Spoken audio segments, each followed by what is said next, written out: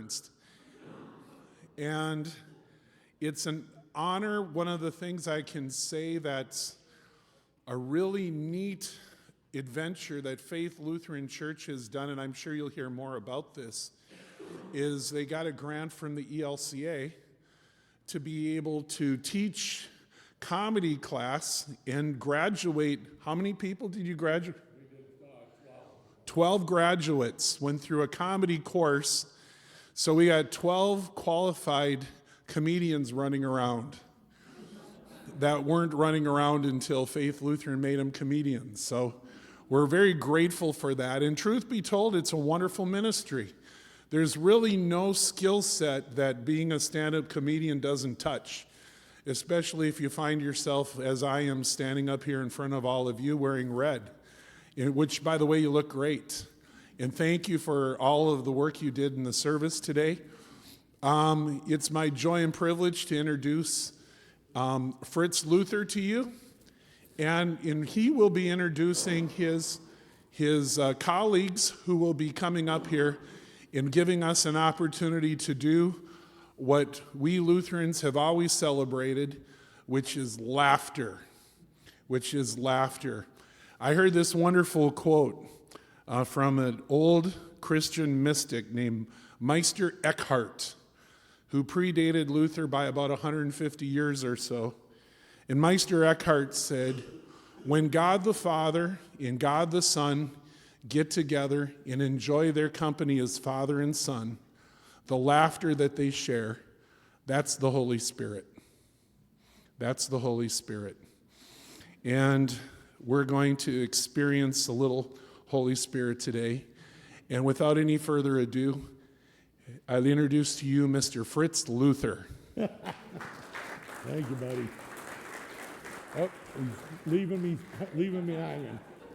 hanging. That is the way.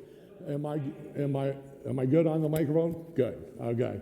Listen, thank you all so much for your generous attendance. I've watched church depart, and when they say stay after, that's usually for a congregational meeting, and you cannot get that door open wider for people to leave, usually. So thank you for spending the next few moments with us in the world of humor and comedy. And so many people have asked me along the way, as you all know, we have such a laugh history with this church. And I've said it too many times. Many of you are old school and know about our disco ball that hangs on the very top of our church.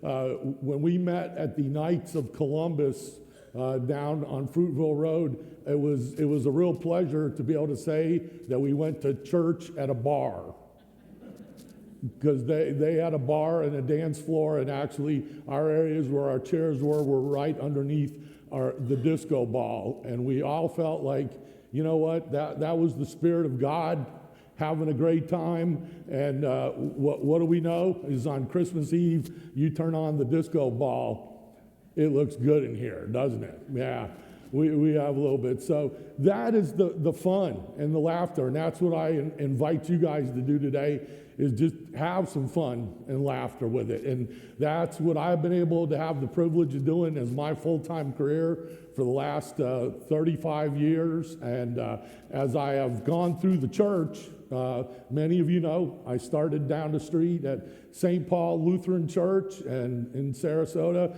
and the only reason my mom said you have to go to church, and she worked nights, which meant I had to walk to church, and a chubby guy walking to church in the summer is not exactly on the top of the list. But you also have to know those were the days we had 4 TV channels. That's it. And at 12 noon, wrestling was on Sunday. So the way I decided how to pick church was how I could make it to church and walk back in time for wrestling at 12 noon. So that's the fun part of what we do. We have to see that there is a magic that God does give us, right? Not just in the sacred times, not just during the worship times, but through all our lives, and even in our toughest moments, the opportunity to laugh is really there. And I know that we have a nautical theme, and a lot of you all know I spent 27 years working with Carnival Cruise Lines. I was a buoy. And,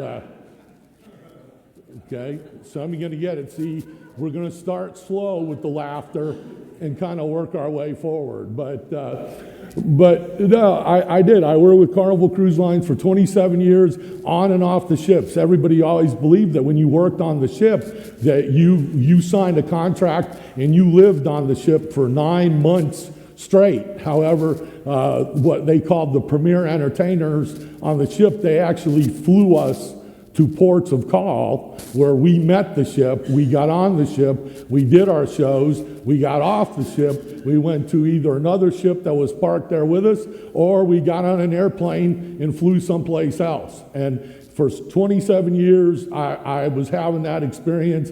And you know, we say we have rocky seas.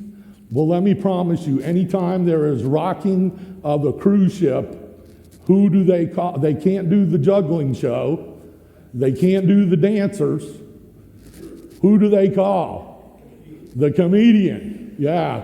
And I was in a major storm in the Gulf of Alaska with 22-foot seas, and they went, "Al, you're our only hope." And there were 11 non-seasick people in the audience of about of a place of about 600 folks. And they had put the sickness bags all over. I mean, we were rocking so hard. I was holding onto the stool with one hand, the microphone stand with the other hand, and just trying to ignore it. But what you'd see is somebody would just get too nauseated, and they were gone. So I started with 11. I ended with myself and the technical guy. That was it. So, those are the things that happen, and you can't help but just make them your own and make them fun, that you can laugh at them. One of my, yes? You're going to trip because your foot is wrapped around the cord. Oh, thank you very much. See, look at, very nautical. We should have tied it in the right knot. Is what we should have done. Well, thank you for letting me know that, and there we go. We're back over the top there. Although that probably would have been a fun part of the show. You guys would have thought that was kind of planned out there. But no, the other thing that I'll let you know is that even in the midst, it really takes a sense of humor when you're out on a cruise ship where you have an emergency situation that helps keep the guests absolutely, as calm as they can possibly be. And it wasn't fun at the moment, but I promise you, I was getting ready. It was about 8:30 p.m. It was dark on the outside of the ship. Ship was all lighted. We were getting ready to start the show, and I mean, the power went out. Every piece of that ship, there was not even emergency lighting that was coming on for a few minutes. I have never been in such complete suspended darkness in my life, which felt like it was about 2 minutes. It actually was about 45 seconds before the emergency lights came on. Then things started to power up. However, the cruise director, whose job it is to let you guys know that everything is okay, went up to the bridge and made the announcement. And as he's going, "Ladies and gentlemen, we just had a minor power outage."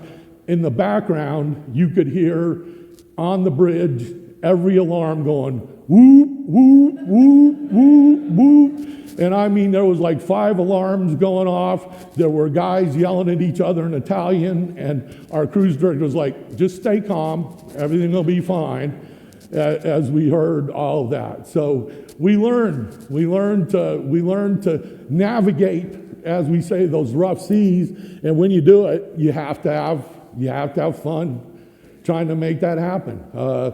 I was stuck out during Hurricane Irma. We left the port, the hurricane shifted, and the captain put it in high gear, and we ended up in Cozumel, Mexico for 5 days.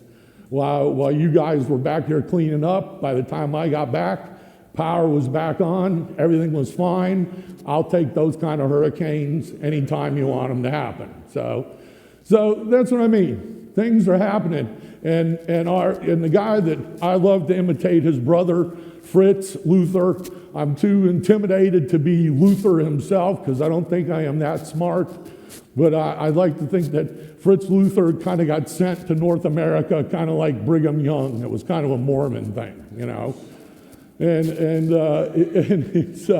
So he had some fun over here. And with that, one of Luther's most famous sayings, and those of you that see the Luther rose, that's what I wear here, and everybody says it. And Luther really did say, you have as much laughter as you have faith. And I think one of the things that we lose, especially in churches like ours, that does a lot of repeating and what we call liturgical churches, is we lose that ability to have fun, to laugh a little bit, to say, hey, great job, to be a little bit more spontaneous with it. So the message I bring you today is that. I mean, to me, you know, you look in the stories of the Bible from the get-go, and there's a few places where you hear, like the feeding of the 5,000. If this was in modern day, think about it. The disciples as waiters, and everybody having a specialty, you know. Jesus would be overwhelmed when, you know, Mark came back and said, listen, we need 8 loaves of gluten-free. We need 8 loaves of that. And then there's somebody who does not eat fish. We need 4 tofu fishes, please. You know, I mean, there has to be fun in that. And there has to be that kind of magic that you can see that even though we were you know, wanting to be like Christ, we also saw that there was laughter and there was humanity in the midst of even the most serious times. So with that, I bring you today a kind of I'm hoping that you're going to, you know, thoroughly enjoy this part of it. Yes, through a grant with Faith Lutheran Church, it is called Mission to Action. We were able to set up what we call our humor ministry program. And with that, we trained, I say we trained, actually we went through 6 weeks of classes with 15 students that all came to those classes, and we did not force anybody to go up on the final, you know, this was stuff that you can just kind of learn and have fun and everything like that. And of those 15, 12 of those people came up on our stage that day over at Faith. We had about 150 people there. It was really a fun experience, and my hope is that we can bring that to every church everywhere. And Jeff is the dean of this church, so of the entire area. So we are going to work ourselves to death to try to get this program going everywhere, because laughter truly does save lives. So instead of listening to me like you have so many times before, you are going to get a chance to see and hear some of our folks that have went through our course and are now truly stand-up comedians. And the first person I'm about to bring up, she has become such a good friend. She is just a wonderful person. And as we went through the class together, we realized also how funny that she is as well. She graduated, had a great set on the day that we did it. I asked her if she would come back for you guys today over here at New Life. I think you're going to enjoy her. Please welcome my friend Max McGee to the stage.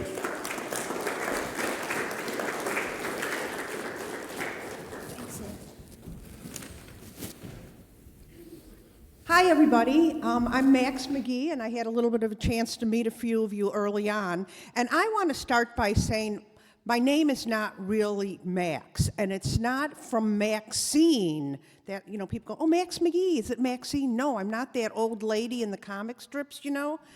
Instead, my real name is Mary Ann. I grew up on the very Irish Catholic south side of Chicago, where there was Mary Ann, Mary Jean, Mary Fran, Mary Sue, Mary Robert. I think our parents really wanted us to emulate the Blessed Virgin Mary all the way through our teenage years. Of course, by the time we were in our mid-20s, they're like, hey, you, when are you going to give us grandbabies? So I was really excited when I got the nickname Max back in junior high because that means the boys were kind of paying attention to me. Max McGee was this great Irishman who played football for the Green Bay Packers. Yeah, well, I don't know, I was a Bears fan, so this was a little bit of a challenge. But I loved the guy. He was a good Irishman who got drunk on his butt the night before he was supposed to play the biggest game ever. He didn't think he was going to get off the bench, but he did. And the next day, he scored the first touchdown in Super Bowl history. I was so honored to be named after him. My mom and dad, however, were not real thrilled. They didn't like their daughter being named after the first guy who scored. So anyway, football is my name, but baseball is my game, which is one of the other things that Al and I have in common. My dad was the biggest Chicago White Sox fan in the world, and he... That's why Al likes me, just because I'm a Sox fan. Anyway, so my dad was the biggest fan, and he started his 3 daughters early on baseball. He used to say to us, baseball is like church. Many attend, but few understand. So he kept after us for many years, and he actually had the 3 girls. I swear to God, we must have signed a contract one year that said, I will only be a Sox fan, never a Cubs fan. And we pretty much stuck to that, except my middle sister was always a little bit contrary. She had to be different. She's a Sox fan, but of the Boston persuasion. I so remember my very first White Sox game. Oh my God, went to Comiskey Park. I was about 9 years old, and I was fascinated because the field was so green. I had never seen a baseball game in color before. But I remember saying to my dad, oh, Daddy, what, it's the 7th inning. Why are we singing Take Me Out to the Ball Game when we're already here? Made no sense. But ever since then, I grew up wanting to be a professional baseball player. Because my dad said, you know what, in what other field can a man perform well 3 times out of 10 and still make $1 million? Well, that never happened, obviously. I'm a girl. I couldn't be a baseball player. But I did play softball for a while, and I was pretty good. I got another nickname, Spider, because I was pretty good at catching fly balls. Unfortunately, though, the only time I ever scored was after the game back at the bar. But my first game was part of the =59 Sox series, and we won a pennant in those days. So I got a hat to prove it, and I just really loved the Sox. But after college, I did move up to the north side by the minor league team up there. And that's because those lovable loser Cubs, they played more day games than any other team. And so when you were playing hooky from work, that was the place to go. But unfortunately, the Cubs forgot that during the day, bats sleep. So they also lost more games than anybody else. And it took them 300 years to finally remember that Edison made light bulbs, and they finally put lights into their park. While I was up on the north side, I was very lucky that I fell in love with a White Sox fan. He had season tickets. So I decided he was a home run. I stopped playing the field, and finally he gave me a diamond. My dad was thrilled. But I'll tell you what, my poor dad had to wait 87 years before his White Sox won a World Series, and then he was good to go, which he did. The stairway to heaven was built for him, and 6 weeks after the Sox won, he took that stairway up to heaven. But I'll tell you what, it was okay because we were able to throw the biggest Irish wake for him. Anybody ever hear about Irish wakes? Okay, I see some nods in the back. I would equate them to like college beer keggers, only with one less drunk. But they were, a wake for us is never dead serious. It's kind of like one big party. The body is placed in the casket in front of the funeral parlor, kind of like a buffet table. And we serve the best in food and drink. Guinness beer, Jameson Irish whiskey, Bailey's Irish cream. And we serve White Castle hamburgers. Anybody familiar with White Castle hamburgers? Okay. And if you're from the South, you might know Crystal burgers. Those were the best things to eat when you were drunk on your butt coming home from the bar at 2 o'clock in the morning. I see some nods out there. And it's fun because we also found out as Catholics during the Irish Wake, those are the best things to eat when a family is grieving. So people would go in the kitchen, come out, and we would just party around the body. But by the end of the evening, things kept coming off the buffet table, but then what would happen is people would leave memorabilia. So it was so much fun the next day when the family went to close the casket. We found so much Sox memorabilia that was left for my dad that we could outfit the whole family. It was wonderful. But I'll tell you guys now, I swing both ways, American League and National League. I lived in Washington, D.C., and for 10 long, painful years, there was no baseball in D.C. It was rough. But you know what? So I picked up my dad's next favorite game, golf. I started playing because I got to wear those short little skirts and have my own set of balls. What's not to like? But it was funny because the year that my dad died and the Sox won, the Nats started playing in D.C., and I know my dad had something to do with that because I know he was sitting upstairs next to the big man and saying, you know, we got to do something about this. My daughter's golf game is terrible. She's never at par. She drives worse off the tee than she drives her own car, and she forgot how to do math. So you got to bring her back baseball. And he did. I got my Washington Nationals back. Thank you, Dad. So anyway, my 3 sisters and I are still avid baseball fans. And every couple of weeks, because we live in different parts of the country, we have Zoom calls. And the last couple of years have been tough because baseball was always the first thing on our agenda. It's now fallen way down. It's more fun for us to talk about our old lady health issues than about our 3 stinking baseball teams. But I'll always wear my hat because now that I live in Florida, this looks like Walgreens, right? So I can go into Walgreens and I can get free drugs at my age. Thank you. Max McGee, thank you very much, Max. See how much fun we can have? That is so cool. And Max is absolutely right in that I am a huge Chicago. One of the reasons is, believe it or not, in Sarasota, the White Sox trained here for almost 25 years. When I was a child, I went up and I became just self-appointed, because there was no security there, bat boy for the Chicago White Sox while they were here in spring training and while they did the Winter League. And one time in the Winter League, the manager of the team asked me if I would go up to Chicago. And I got to spend 2 seasons in Chicago being the actual bat boy for the White Sox during their regular championship season. And I got to believe at that point I was 14 and a half years old, and I was standing in Kaminsky Park with 35,000 people with a major league uniform on and realized my life has just peaked at this very moment. I will never get anything. But I didn't know. What I didn't know is that the White Sox were going to have a winning season that year, and we were the one and only. Do you remember when baseball games only came on once a week? We were the Saturday game of the week against the Milwaukee Brewers. And my mom back here in Sarasota always wanted to make sure her little boy was good, so I always knew that they showed the manager during the national anthem.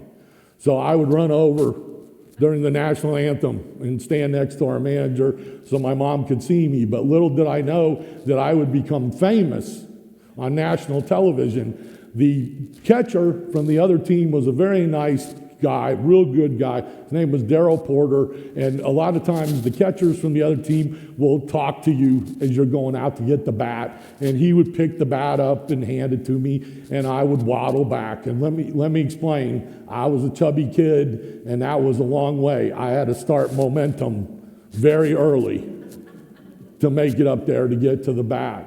Well, there was one close play at the plate. The player was rounding third, coming home. I knew that I wouldn't be in the way of the play, or so I didn't think I would, but I started my momentum forward. And when you start this momentum forward, you are not going to stop it. And Daryl Porter did not know that I was coming. He picked up the bat and he flung it like a helicopter blade. And it was coming straight for my head. So if you remember how Pete Rose used to slide in head first, I hit the deck, and as our player was scoring at third, I was sliding into home plate head first. And the umpire got such a kick out of it, he looked at the third, he went safe, and he looked at me and went safe. So you know that you had to have some fun. So there's always fun somewhere. So let's bring up our next comedian.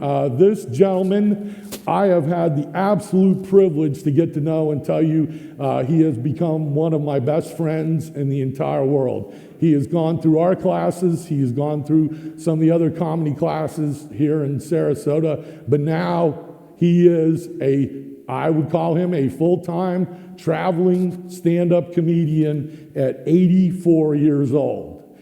2 weeks ago, he had the privilege, and we'll talk about it when we bring our headliner up. We know about this. Our headliner gave him the privilege of getting him a spot on what is called the Punchline Comedy Club in Atlanta, which is one of the most famous clubs in the country. I had a chance to see him there a couple of weeks ago. He absolutely just made us all proud. But he still loves coming to the churches, and he does the churches. And he did a show with me last night, turned around, got back up this morning, and drove here to be with you guys. Please welcome my very, very good friend, Mr. Cliff Hornsby.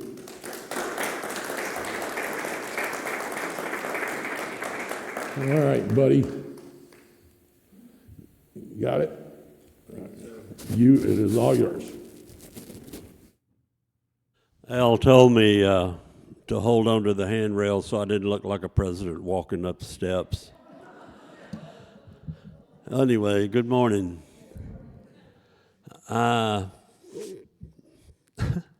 have one request of the audience. Please do not call in a silver alert call about me. I left a note on the nursing home door that I'd be out of the office for a while. And to be perfectly clear about me, I walk out here sometime and forget what I'm supposed to do. Just like you walk in your kitchen and say, why am I in here? Sometimes you find me in there and that really shocks you. But a friend of mine's a football quarterback, and he gave me his football play wristband, so I have changed it to Cliff Notes. So if I get lost, I can look at the Cliff Notes. I'm 84 years old, and you're wondering why am I doing comedy at this age? I wanted to improve my social calendar to somebody besides a doctor. I only get a laugh in the doctor's office when I take off my clothes. I am now a professional comedian. I don't want to brag, but I was paid $25 the other day to perform. Now, if I can get 39 more gigs, I can pay off my student loan. If you are a professional, you need a professional name. Al's told me that. Mark's told me that. I don't know how many of you know what a gender reveal party is. I just learned of one when my great-granddaughter was born, where they tell you the species or whatever it is. Well, I'm going to reveal my name for you today on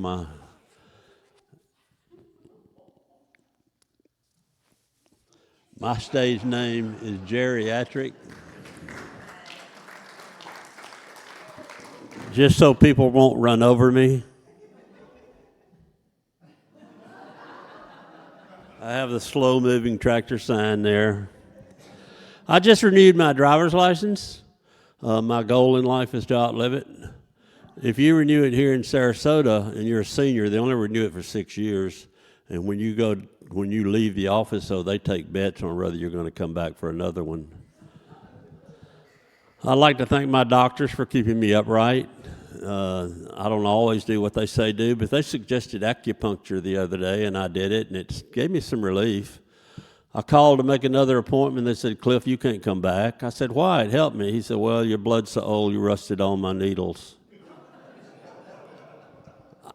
I got a new primary care physician the other day, and I thought they made an error. Guy walked in, it said pediatrics. I think they messed up, but then he reached for something, it said pediatrics, geriatrics. I thought for a minute. I said, well, we start in diapers, we might as well end in them. Well, okay. When I was a child, the doctor came to your house. You didn't go to the doctor's office.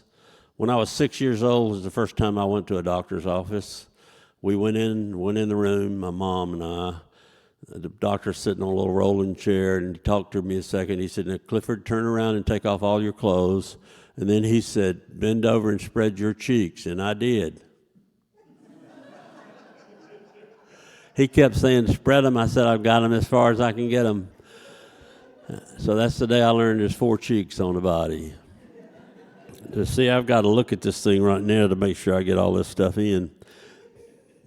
Oh, I had jobs throughout my life that helped people with problems and solve problems. I got tired of it, so I bought a cemetery. I figured those people wouldn't complain, but I didn't know about their relatives complaining for 80 years on average after somebody's laid to rest.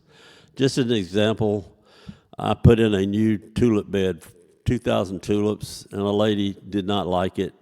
She came by every day and said, where are the tulips? You promised me I'd see tulips. After 30 days, I finally gave way and said, ma'am, I don't mean to tell you this, but you won't see the tulips. She said, why? I said, I buried them upside down for the people here. I had a friend that took his mother-in-law and his wife to the Holy Lands not long ago. It was a tragedy. His mother-in-law passed away in the Holy Lands. He went to a funeral director, and the funeral director said, it'll be $5,000 to bury her here in the Holy Land. He said, it'll be $25,000 to ship her back to America. He said, I'll take the $25,000. The funeral director said, why would you do that and not pay the $5,000? He said, well, 2,000 years ago, you buried a guy for 3 days, and he got up and walked away, and I can't take that chance.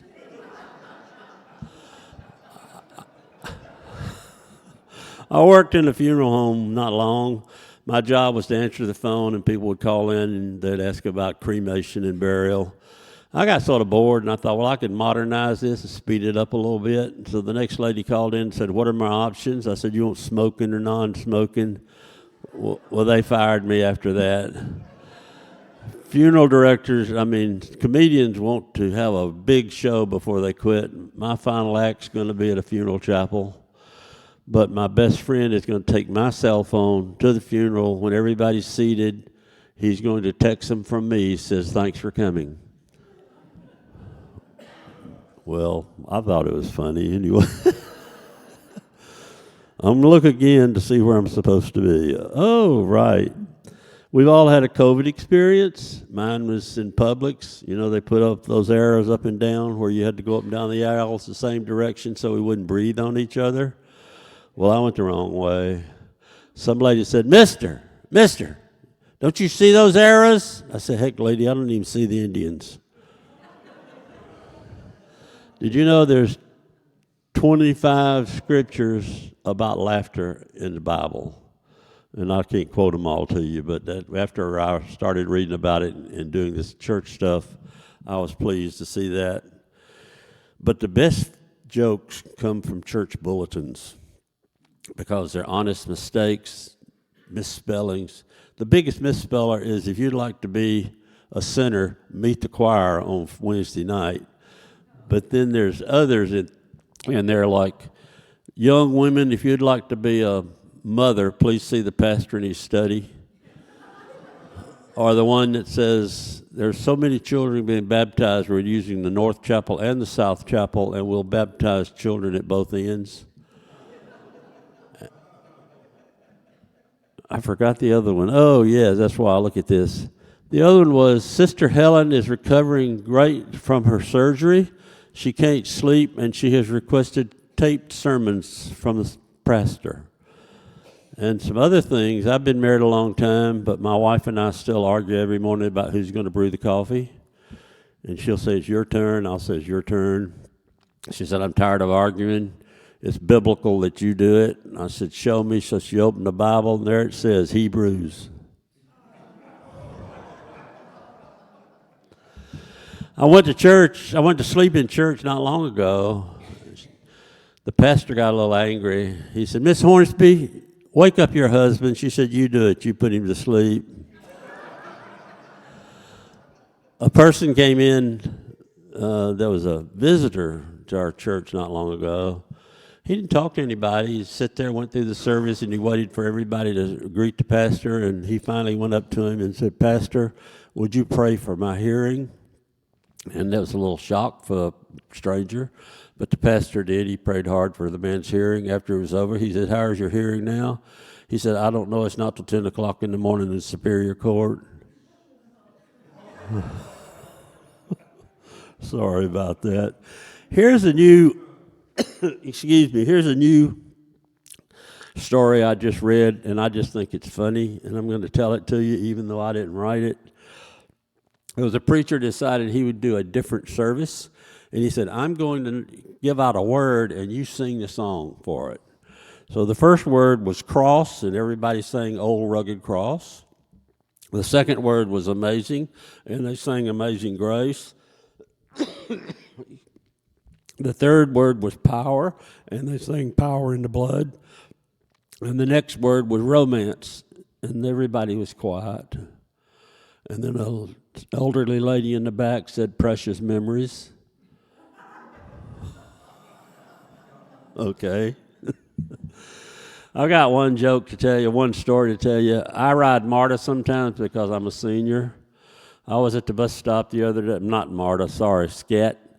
I was at the bus stop the other day, and a young lady came up next to me, very pretty, petite lady. She had on the tightest leather skirt you've ever seen. When the bus came, I offered her to get on first. She stepped off the curb, but she couldn't step up on the step because her skirt was so tight. So after she tried, unzipped a little bit, and tried a second time, she couldn't do it. She unzipped and tried a third time, and she couldn't do it. So 3 tries. I thought, we're going to be here all night if I don't help her. I just picked her up and put her on the step. She turned around and yelled at me, are you some kind of pervert? You don't have the right to touch my body. I said, well, I didn't generally agree with you, lady, but since you unzipped my trousers 3 times, I thought it was okay. I'm Cliff Hornsby. Thank you for your time.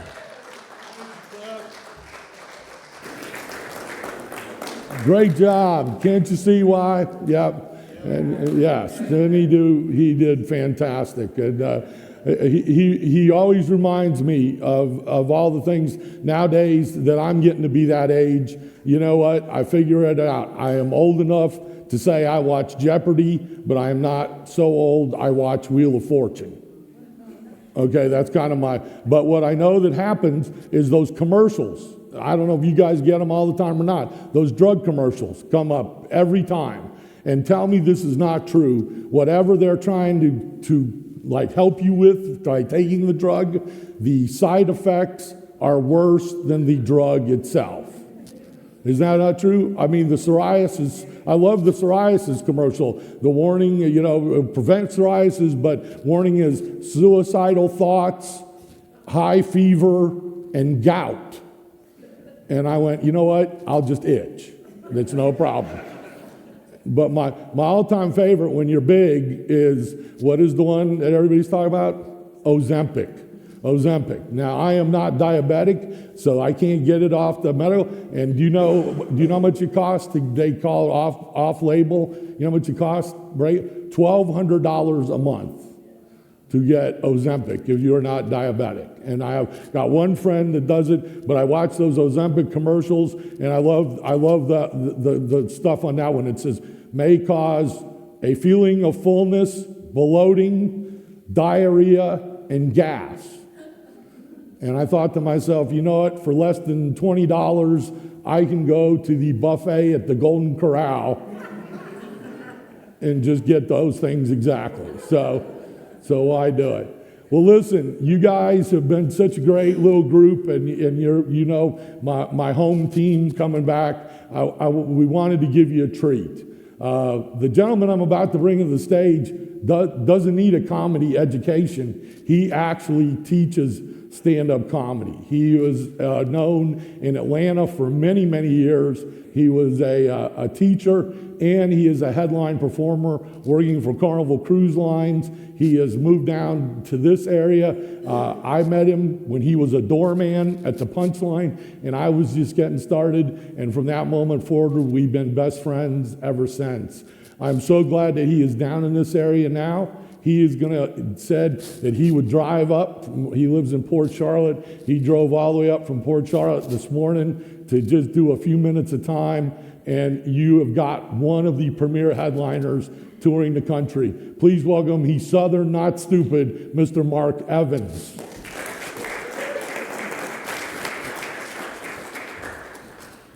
That guy couldn't make it, so I'm here. Really? That's not. No. Jessica, how you doing? Come on. It's almost noon. I've never done this before noon. This is great. Anyway, as a teacher, actually just as a performer, people have often asked me, where do you get your material from? You ever wondered that? Where a comic gets? It's simple. In my case, I don't have a job. I spend all week watching people like you do stupid stuff. You get a ticket, I get on a stage, I tell you what you did. And sometimes it's just that easy. In fact, here's something. This isn't real. I didn't come up with this one. It's not real original, but I saw it. I tried it. It was a lot of fun. And I really hope that each and every one of you do this at least once in your life, okay? I was at the McDonald's drive-thru, and apparently I wasn't ordering fast enough because this Karen behind me, she starts honking and gesturing and yelling and cussing and all this horrible stuff. And, you want to kill them, but, you can't do that. The police would say you overreacted. But I took that word and flipped it. I'm going to kill this woman with kindness. So when I got up to that window, can you guess what I did for her? I paid for her food. What do you think about that? You good? Yeah. So when I pulled up a little farther, I looked in the rear view and got to watch as the girl told her that, that guy paid for your food. Oh, Karen made a complete 180. Now she's blowing kisses and she's crying and she's begging for forgiveness and all this stuff. And, that's kind of what I was looking for. And when I got it, I realized that wasn't enough for me. No. So when I got to the next window, I showed her both receipts, took all the food, went home.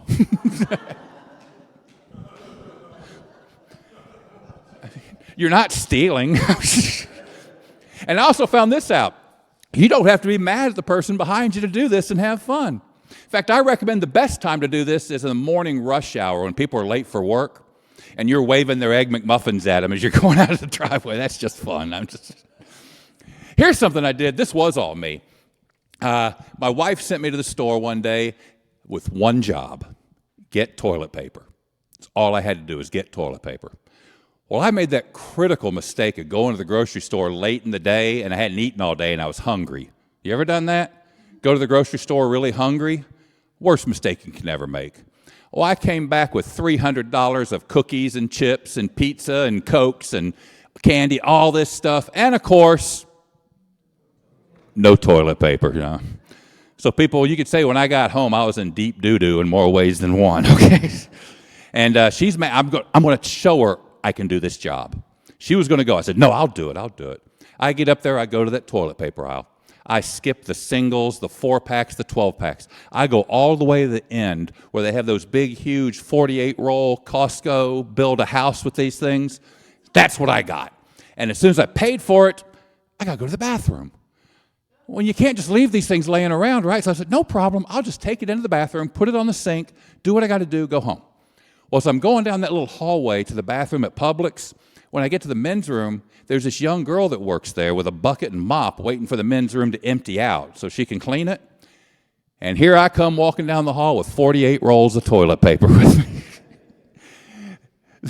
This awkward silence. I mean, the confused fear on her face was priceless. So I finally broke the silence by just going,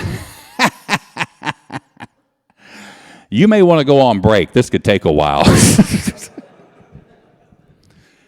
So It happens all around you. Just open your eyes. You got your own comedy shows. I was driving back from Atlanta and stopped for lunch in Valdosta. I went to Sonny's Barbecue because I make that kind of money. Apparently, there's no real Southerners here that know what good barbecue is because it ain't Sonny's. That is a horrible place to get barbecue. In fact, if you've got a choice for barbecue and you're there or McDonald's, get the McRib. That's how bad Sonny's is. Okay. Well, anyway, they sat me next to these 4 old codgers. Every little town has them. You know those 4 old guys that meet for lunch every day and they solve all the problems of the world? Well, today's subject was Walmart versus Target. And Walmart was winning because the leader took over. He's like, well, heck, everybody in town likes Walmart better. Go by there any time, day or night. Look at the parking lot. Walmart's always half full. Target's half empty. Yeah, I spit food out of my mouth. Then they offered him a job. Says, yep. They want me to be a Walmart greeter. Yes, sir. Offer me $200 a week. I said, oh, no. I don't leave the house for less than $500 a month. Hanging with math jokes in the morning. I like you people. Anybody by chance work or ever worked in law enforcement? No? Well, a buddy of mine's a cop. This was his easiest, funniest arrest of his entire career. A woman got mugged. Ladies, that's not the funny part, okay? They didn't catch the guy, but they got a good description, so they put what's called a bolo, be on the lookout. Well, 3 blocks away, my buddy the cop spots somebody that matches the description. And so he puts him in the car and says, sir, you're not under arrest, but you look like somebody that mugged a woman. All we're going to do is drive you over, see if we can make a positive ID. He's like, okay. So puts him in the car, drives him over. The other cops are walking the lady up to the car. He went, hand to God. This guy hung out the window, looked at her and went, that's her, officer. You found her quick. Way to go.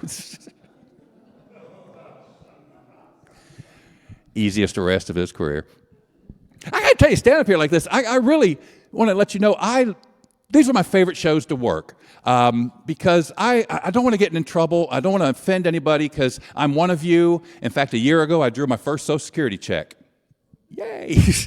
But that being said, I prefer to work for a more mature audience. Is that a good way to put it? Yeah. I mean, I've worked too many college crowds. Those kids don't know how to dress. At least you people, with the backwards hats and the butt cracks hanging out, thank you for putting clothes on right today. That just means the world to me. Yeah. But I'd rather work for a more mature crowd, and I love working for people like you because you're realizing that age is just a number. Right, people? Right, people? All right. Because I won't point you out, but some of y'all got some pretty doggone good numbers going on out there. But you know what? None of that matters, does it? Because you're out with your church, with your friends, you're having fun, you're living life, you're just not going to waste any of it, are you? Right? Way to go. Wish you'd talk to my parents. These people won't do anything. I was talking to my dad the other day. I said, have you and Mom gone anywhere, done anything? He's like, yeah. A couple weeks ago, we went to one of those memory seminars. It was great. We loved it. I was like, well, at least they did something. And then I started thinking doing stand-up memory seminar might help. So I asked him, I said, Dad, what's the guy's name? I want to check him out. I'm sure you're way ahead of me on this. Yeah. He's like, oh, boy. What do you call that red flower, long stem, thorns? I went, a rose? He goes, that's it, rose. Had it the whole time, tip of my tongue, rose. Let me get you that number. Don't move. Rose. Hey, Rose, what's the name of that guy we went to go see a couple weeks ago?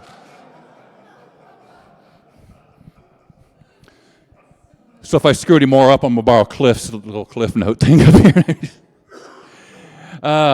Speaking of, this happened to me. Well, I don't wish this on any of you people, but it happened to me. I've been dreading it for years, and it happened. I got the phone call. It's the doctors, and they said, Mark, you've waited way too long. You have no choice.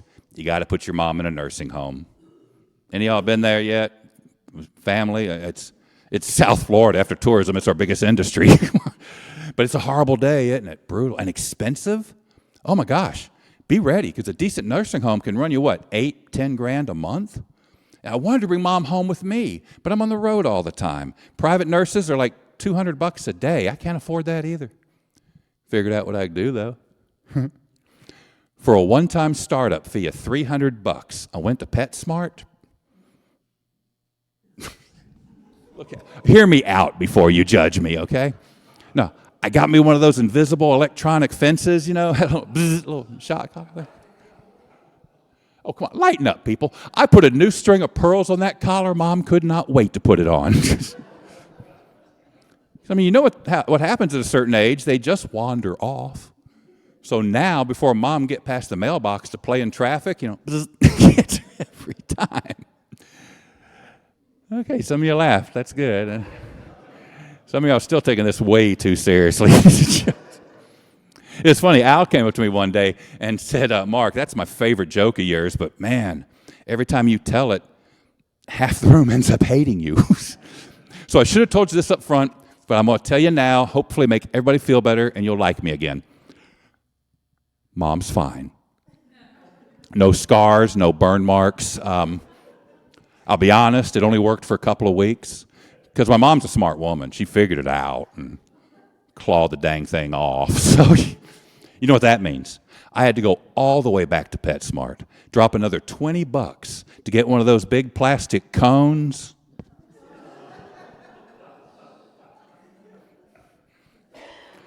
I thought I had the problem solved till Mom went out in the rain, dang near drowned. I got to poke some holes. When she's out in the middle of the yard blowing bubbles, trying to stay alive. I'm on the front porch where it's dry, just yelling at her, Mom, save yourself, look down. I don't know. I think next week we're just going to put a chip in her neck. What do you think? I mean, between that and those medical gummies pulling out all her dentures, I am busy 24/7 taking care of this woman. I see, I'm from Atlanta originally, lived my whole life in the South. Are there any other, raise a hand, applaud, are there any other Southerners here? Really? Well, I knew we got the people I know, but somebody out here a Southerner? Did I see that? No, of course not. We're in Sarasota. Once you get below I-4, you're no longer in the South. You're in New England or New York, right? Is anybody here from New York by mistake? Oh, right up front, okay.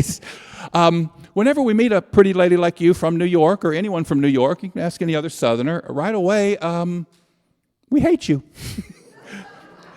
But I said that in such a silly way because it's such a silly reason. It's because we can't talk to each other.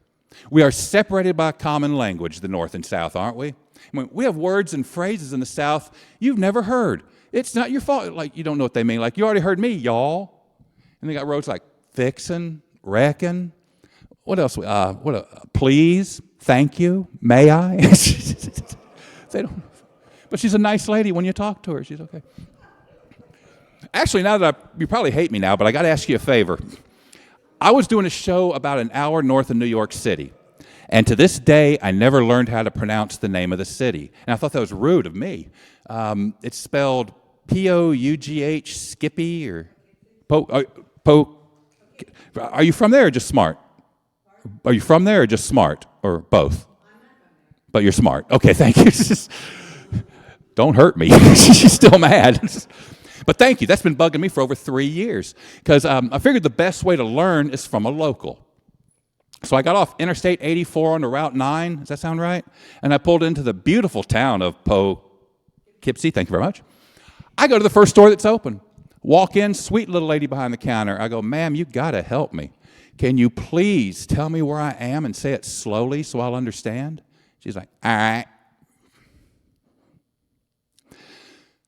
Burger King. Thank you. 3 years, I thought the P was silent. I didn't know. And everybody here is here from somewhere else, right? Sir, where'd you move down here from?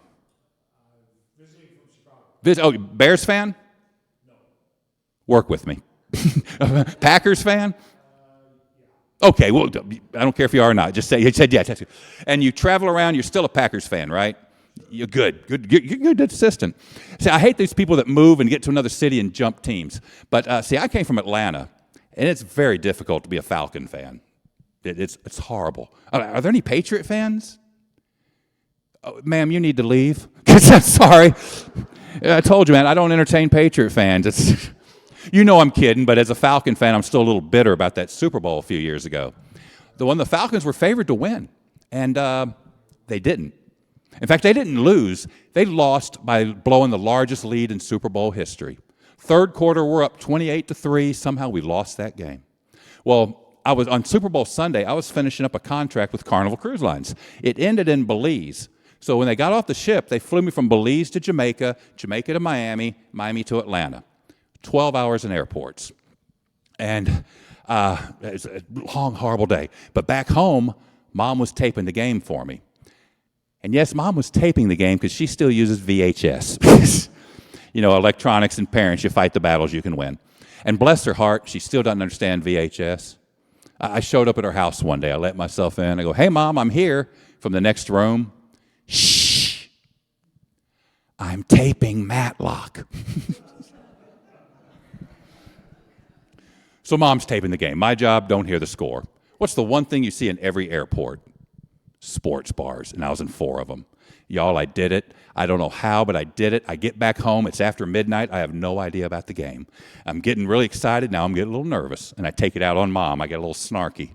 She opens the door. I go, Mom, please tell me you taped the game. She goes, yes, I did. She gives me the tape. I'm so excited. I'm going to sit up all night long watching my Falcons in the Super Bowl. I'm putting the tape in the machine, and just as I'm hitting the start button, Mom looks at me and goes, but you're going to be disappointed. Yeah, it saved me 3 hours of joy, followed by 1 hour of crying like a baby in the fetal position. So, but I'll touch on this. Well, Al was talking about the cruise ships. He got me on with Carnival for a long time, and he told you about flying from place to place. Flew into Cozumel International Airport. Has anybody ever flown into that airport? International Airport. Place don't even have a tower. When they hear a plane coming, 3 Mexicans stack up on their shoulders and wave a red flag. And they only got 2 gates. Gate Uno and Gate B. And they don't use Gate B. But next time you're coming out of Sarasota or Tampa or wherever, and they say there's a mechanical delay and they're going to hold you up for a few hours, do not get upset. Just thank God that you're in an American airport with an American airline to take care of it, because it doesn't happen. Ask Al. These little airlines. I was going from island hopping to island hopping on the little 12-seater, and the flight, the wing was messed up. But found out if we were late getting to St. Bart's, they were going to miss that load of chickens they were going to take to St. Martin, and the airline was going to lose $50. So the pilot got out with duct tape and taped up the wing so we could take off on time. Do not complain about mechanical failure. My favorite airline that's not a U.S.-based airline has to be Air Jamaica. Because when you're getting ready to take off and you're going really fast down the runway, just before it takes off, you're at that speed where the bullet holes make this really cool whistle noise. It's like steel drums. You know you're in the tropics when they. Leave you with this. Does anybody have a wedding coming up in their family anywhere? Any weddings? Family? No? Okay. We'll do it. Oh, do you? Is it when you get married, or when your kids, grandkids? Oh, congratulations. Big wedding, or are they going to elope out to Vegas or something? Huge wedding. Oh, you got that one wrong. No offense, but it's not. Maybe it's not your responsibility. But who's with me? And if one woman claps at this, I'll be happy. When I say big weddings today are the biggest waste of money going. Look, yeah, say Bridezilla won't clap. You're entitled. But yeah, think if you got 200 people or more coming, you're looking at what, 50, 60 grand minimum? You could buy a HUD home cash for what that one day is going to cost your daddy. But you're my new friends. I want to help you out because I was married once, and that one's alive. That's all y'all need to know. I got the good one now, okay? Well, she wanted to have the big wedding. Can you or anybody in here tell me who the biggest crook is that you're going to run into when putting together a big wedding? Anybody take a guess? Oh, I knew you'd say that. Now, y'all come about third, okay? Some people would say the wedding planner. I say, no, I give them a pass because they tell you right off the bat they're going to steal all your money. Anybody? Any guesses? Oh, worse than them. Much worse than the cake decorator. But not that they're easy, but they're worse. Okay, now nobody ever gets this. They sneak up on you. It's the limo driver. Oh, watch him like a hawk. This jerk was going to charge me $1,000 minimum charge to go 8 miles. Church, reception, $1,000. You can't do the minibar in 8 miles. We fired him. We nipped that one in the bud. And it's so cool because my uncle was standing right there. He stepped up. He drove us for free.